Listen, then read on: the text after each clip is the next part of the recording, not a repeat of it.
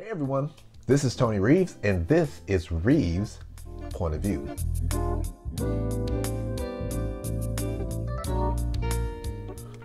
Today I want to talk about 3 dangers of relying on other people's evidence to help support your case.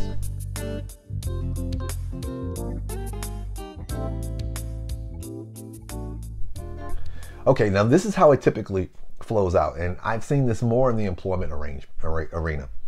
So here's a situation where you have a case and you are thinking that you have a lot of great information that may be useful in helping you present your case. And so what ends up happening is you start to realize that some of the things that you need in order to prove your case, you're going to have to rely on other people, whether it be other people's observations, whether it be relying on other people's evidence that they have, whether it be communications you've had with those individuals. What you're effectively saying is that I think I have a great case, but a good significant part of that is going to rely upon someone else. 3 things that you need to be aware of so that when you are sitting here thinking about this, not saying that these people can't help you, but just keep these in the back of your mind. So if you find yourself in this situation, you're not freaked out when this situation presents itself.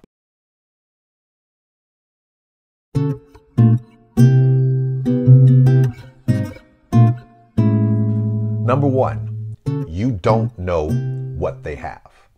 Sometimes in situations like this where you find yourself thinking that somebody has this great smoking gun information that may be helpful to you, if you actually don't know exactly what they have, you put yourself in this dangerous position of making assumptions without having anything to rely on. Now, I'm not telling you that if you're in a situation you're getting ready to file a case that you need to run to them and say, what you got?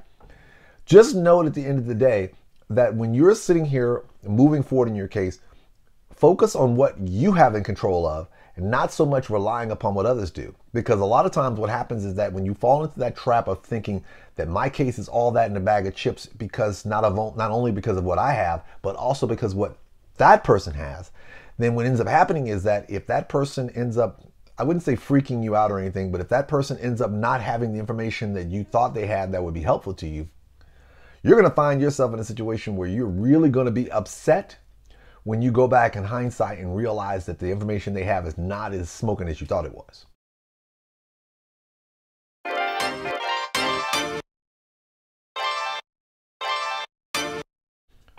Number 2, you don't know if they'll provide it.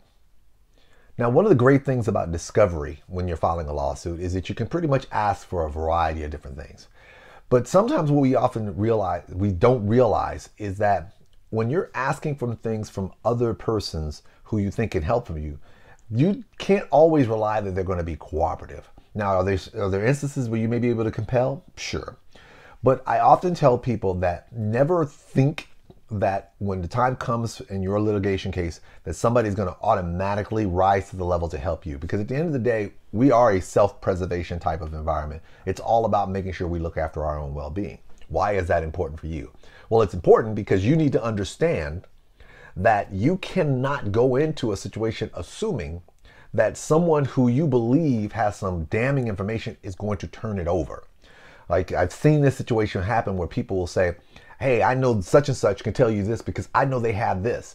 So you know they have it. And then all of a sudden when they go to confront that person, not you, but the other person, they're like, well, no, I don't have it. I don't want you to go into this mindset of automatically thinking that when you're trying to present your case and you're relying upon somebody else having something that you have a pretty good idea exists, don't automatically assume that they're going to be as willing to provide that information.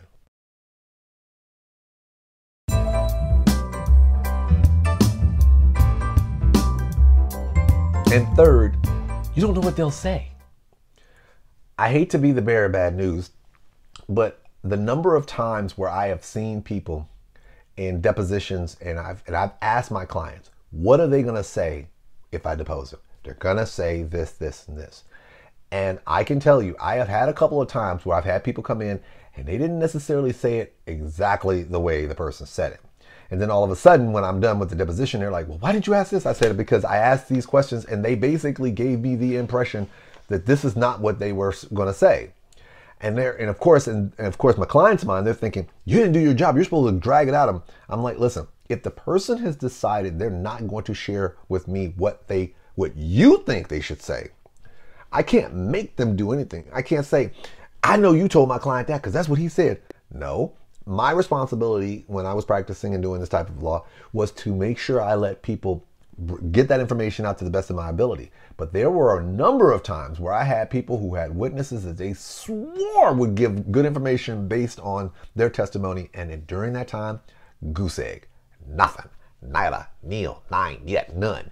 And so I tell that to people to say this: when you find yourself knowing that you have another person on there and they have a perspective that you believe is going to help your case, do not automatically assume that when the moment comes for them to be deposed and the moment comes for them to testify, the moment that comes for them to speak, whether it be in writing or in voice, that they're automatically going to say things that's going to be beneficial to you.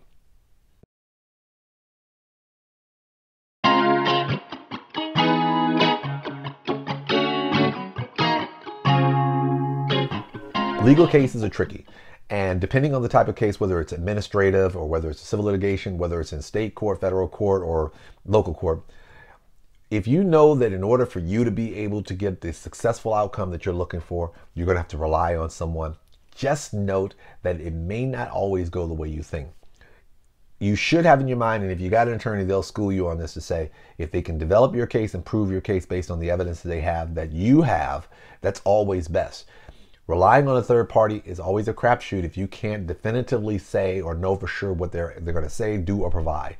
So just know ahead of time that if you've got a case and it relies on somebody else, there's always going to be a danger that what you thought they were going to provide or say may not go the way you think.